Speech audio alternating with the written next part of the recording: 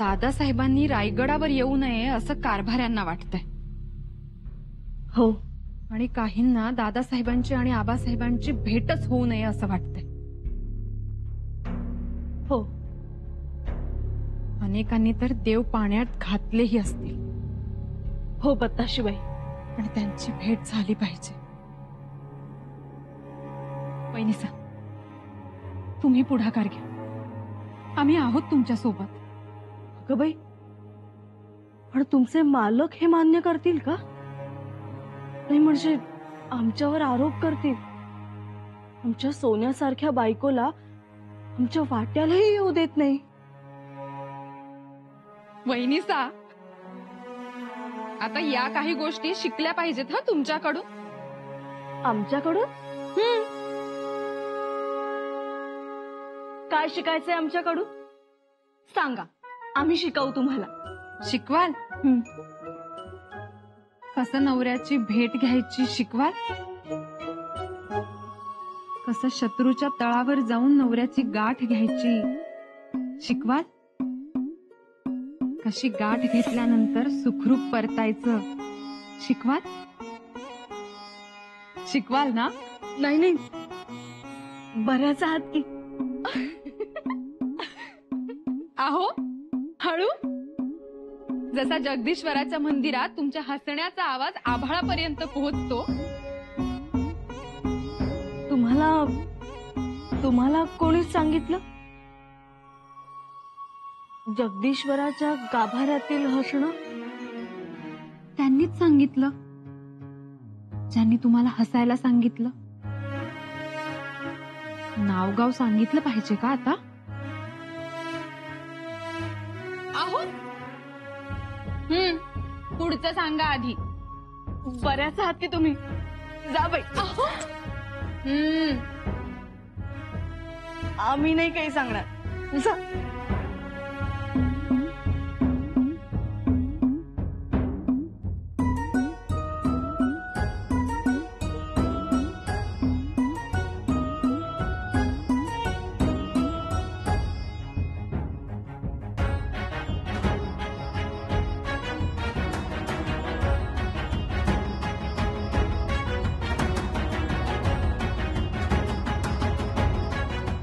यसू,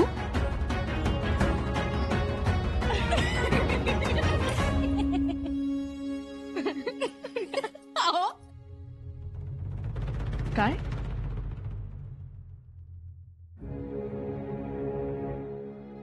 काय चालू आहे नणंद भावजांचं? मातोश्री बघा ना, बत्ताशीबाई आमची थट्टा करताय. नाही हो मातोश्री, थट्टा मस्करी करण्यात तर या तरबेज आहेत. हो. आणा बघू इकडे. लाडू केले तुमच्यासाठी. लाडू आम्हाला खूप आवडतात. हो ना? भरपूर केले. इथे पण खा आणि वाईला जातानाही घेऊन जा. म्हणजे?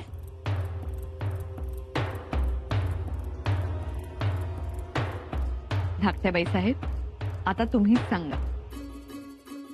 राणूबाई, तुम्हाला आता तुमच्या सासरी निघावं लागेल.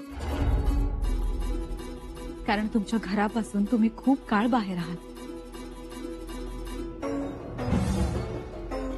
तुम्ही म्हणताय ते खरं आहे मातोश्री, पण आम्ही जाणार नाही. असं म्हणून कसं चालेल? एवढी सोन्यासारखी माणसं आहेत सासरची, म्हणूनच राहतोय आम्ही. दादासाहेब रायगडावर आले की आम्ही जाऊ. राणूबाई, शंभूराजे आता गडावर आल्यातच जमा आहेत. हो ना, आणि आता तर ते पन्हाळ्यावर आलेही असतील. शत्रूकडून पन्हाळ्यावर येणं सोपं आहे, पण पन्हाळ्यावरून रायगडावर येणं कठीण आहे दादासाहेबांसाठी. आम्ही खोटं तर बोलत नाही ना?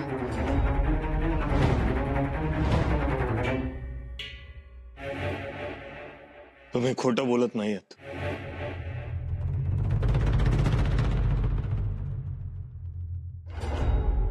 पण तुम्ही नका काळजी करू, आम्ही पाहून घेऊ. आबासाहेब, दादासाहेब रायगडी आले की आम्ही लगेच वाईला निघू. नको. जावई बापूंनी वाईला जाण्याचा विषय काढलाय, आम्ही होकारही दिलाय.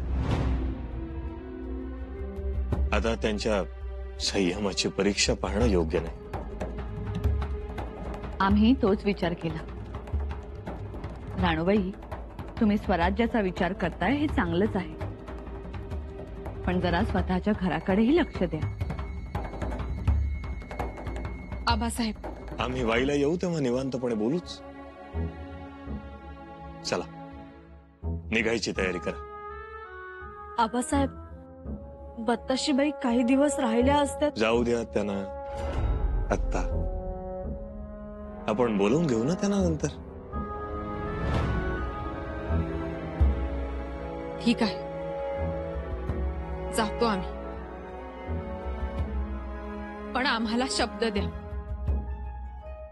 आमच्या दादासाहेबांच्या पाठीशी तुम्ही सह्याद्रीसारखे उभे राहाल.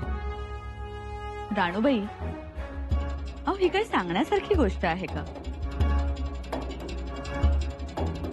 आतापर्यंत ते पाठीशी उभे राहिले, यापुढे उभे राहणार नाही का? बत्ताशीबाई, चला तयारी करा.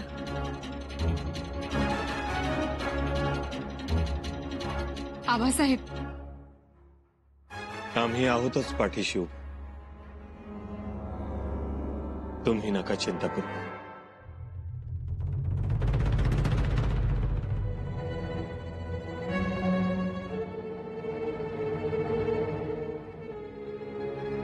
राणूबाई,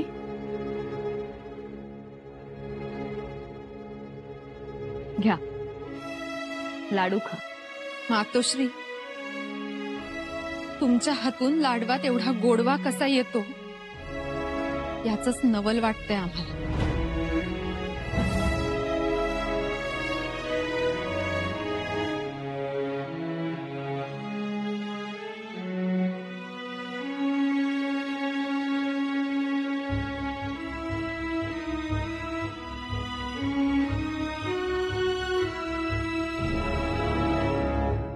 आबासाहेब, राणूबाई, काही अडचण?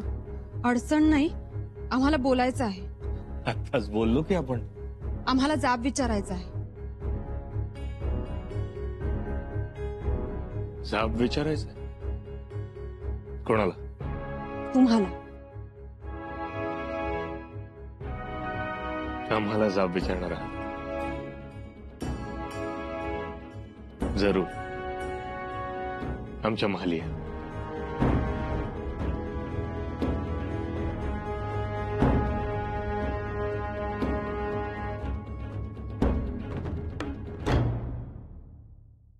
बोला, काय अडचण?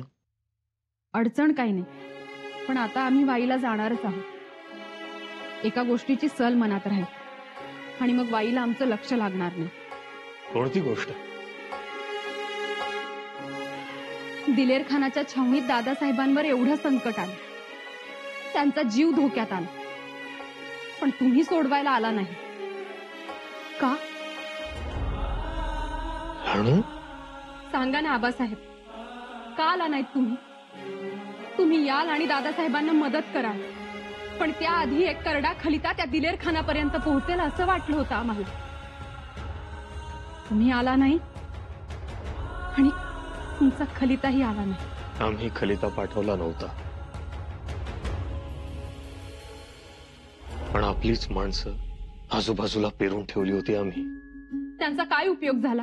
दिलेर खानाने सगळे रस्ते बंद केले होते, पण स्वतः छत्रपती आणि त्यांच्या सोबत फौज येत आहे ही खबर जरी त्या दिलेर खानापर्यंत पोहोचली असती ना, तरी त्याची पाचावर धारण बसली असती.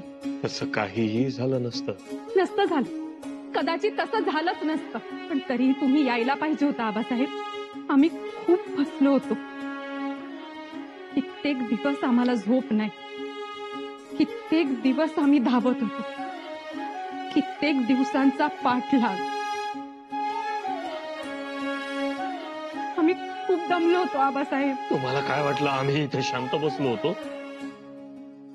तुमचा मेणा तस्त झालाय ही खबर जेव्हा आम्हाला समजली तेव्हा आम्ही स्वतः निघालो होतो, अगदी चिलखत घालून तयार होतो. मग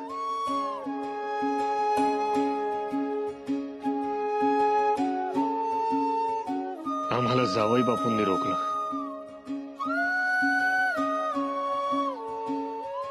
साहेब, तुम्ही खरंच निघाला होता? होय. आमची 2 मुलं मोगलांच्या छावणीत. आम्ही देखील बेचैन होतो. आम्हाला तुमची खूप खूप आठवण आली. असं वाटत होतं तुम्ही यावं आणि आम्हाला घेऊन जावं.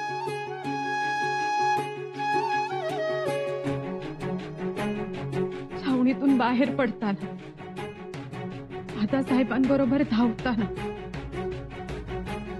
मेहण्यातून बैलगाडी, दमछाक. आबासाहेब, नुसती दमछाक. एका क्षणाला तर असं वाटलं की अंगठीतलं विष घ्यावं आणि प्राण सोडावे. राणू, पण आमच्या दादासाहेबांनी अंगठीत विषही ठेवलं नाही. आबासाहेब, आम्ही खूप धावलो, खूप पळालो, फक्त तुमच्यासाठी. रायगडाच्या पायथ्याशी आल्यावर असं वाटलं की आता प्राण सोडावे. आबासाहेब, आमच्यावर कोणाची वाकडी नजर पडू नये म्हणून कित्येक नद्या, नाले, डोंगर ओलांडून आलो. राणू,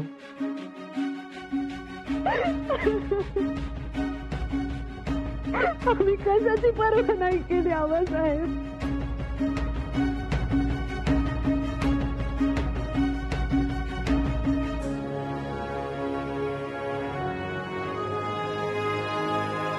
वाघ आहात तुम्ही माझा. राणू, आम्हाला तुमचा सार्थ अभिमान. तुम्ही तुमचं काळीज पोलादाने मळवून घेतलं आणि म्हणूनच हे असं अग्निदिव्य तुम्ही पार पाडू शकला. अगं बाई, राणूबाई इकडे आल्या वाटतं.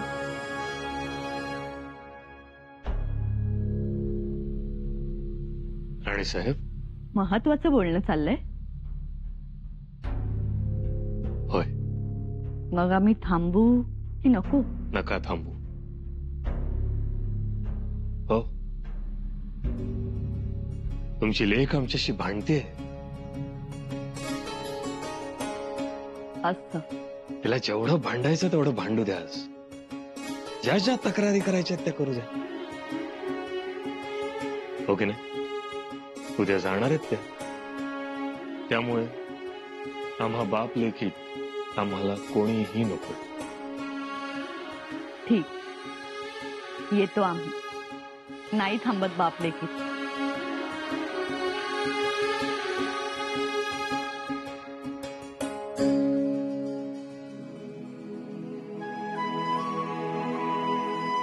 राणूबाई, आज शंभूराजे जे सुरक्षित आहेत ते तुमच्यामुळे, याची कल्पना आहे आम्हाला. दादासाहेब सुरक्षित नाहीत आबासाहेब. गडावरचे काही लोक त्यांच्या विरोधात आहेत. आम्हाला ठाऊक आहे. मोगलांच्या गोटात दादासाहेब गेले याचे संदर्भ वेगवेगळे लावले जात आहेत, पण आम्ही साक्षीदार आहोत. तुम्ही नका काळजी करू. आम्ही आहोत त्यांच्या पाठीशी. असं वचन द्या आम्हाला. वचन? हो, वचन.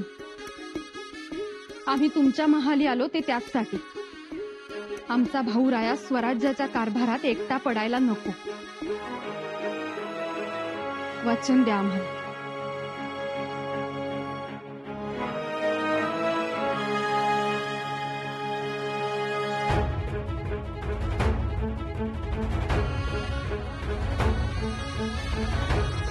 वचन.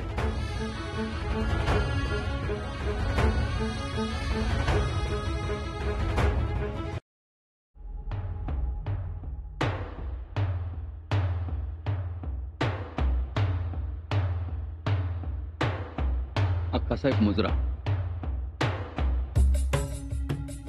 अक्कासाहेब, आपण आलात, खूप आनंद वाटला. दादासाहेबही आलेत स्वराज्यात. ते आले ठीक, पण आम्हाला चिंता होती तुमची. दादासाहेबांची नव्हती. नव्हती का? अहो, त्यांना सवय आहे मोगलांच्या छावणीत जाऊन राहण्याची. नेहमीच जातात ते. खरं तर त्यांचा एक पाय स्वराज्यात आणि एक पाय मोगलाईत असतो. पंत काका, पेशवे आहात तुम्ही. तुम्ही असं बोलावं, तुम्ही असं समज करून घ्यावा. आश्चर्य वाटतंय आम्हाला आश्चर्य कशाबद्दल? तुमच्या या झालेल्या ग्रहाबद्दल. अक्कासाहेब, हा आमचाच नाही, सगळ्यांचाच हा ग्रह झालाय. सगळ्यांचा. हो, सगळ्यांचाच. आरोप झाले, निवाडे बसले, पुरावे सादर झाले, तरी तुमच्या मनातल्या शंका कुशंका काही दूर झाल्या नाहीत. पंत काका, छत्रपतींच्या लेकराबद्दल तुमच्या मनात एवढा दुस्वास का? एक गोष्ट चुकली असेल तर दाखवून द्या. आढळलीच चूक तर तुम्ही त्यांचा कान भरू शकता. हो, एवढा अधिकार आहे तुम्हाला. पेशवे आहात तुम्ही स्वराज्याचे. अक्कासाहेब, अहो, तिकडे दादासाहेबांच्या राजकारणाने तो औरंगजेब खडबडून जागा होतो, आणि तुम्ही केवळ आकसापोटी डोळे झाक करता. पण सगळ्यांचाच असा समज. गैरसमज झाला, आणि तो तुम्ही पुसून काढावा. तेवढं थोर पण आहे तुम्हाला स्वराज्यात पंत काका.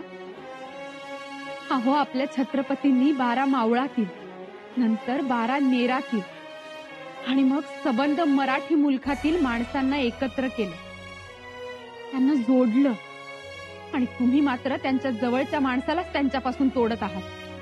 अक्कासाहेब, विचार करा, अंतर्मुख होऊन विचार करा, आणि त्याची सुरुवात तुमच्यापासूनच करा.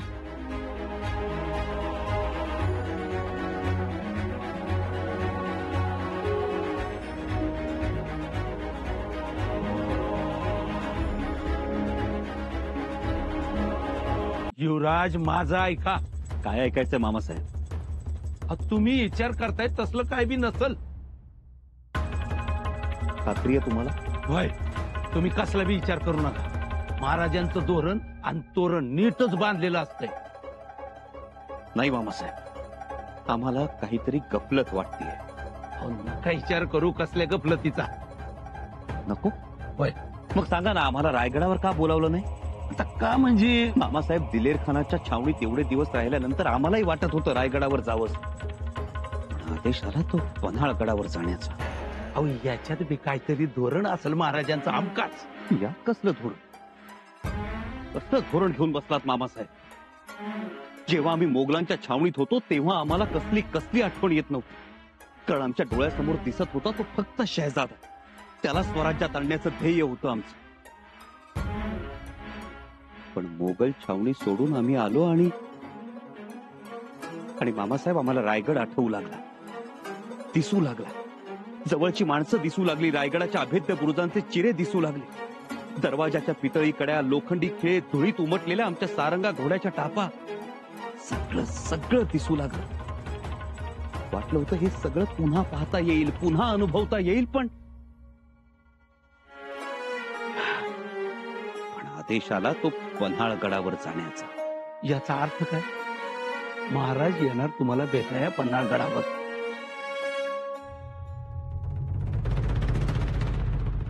अंबीर मामा, आबासाहेबांचं पन्हाळ्यावर आम्हाला भेटायला येणं एवढं सोपं नाही. का? त्यांना काय अवघड आहे? त्यांना कोण अडवणार? त्यांनी मनात आणलं ते एका दिवसात पन्हाळगडावर पोहोचतील. रायगड ते पन्हाळगड हे अंतर करणं सोपं आहे, फार सोपं.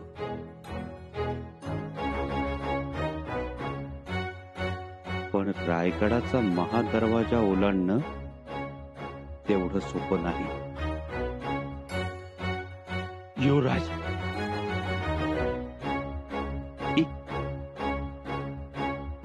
पन्हाळा तर पन्हाळा, आमचं काय?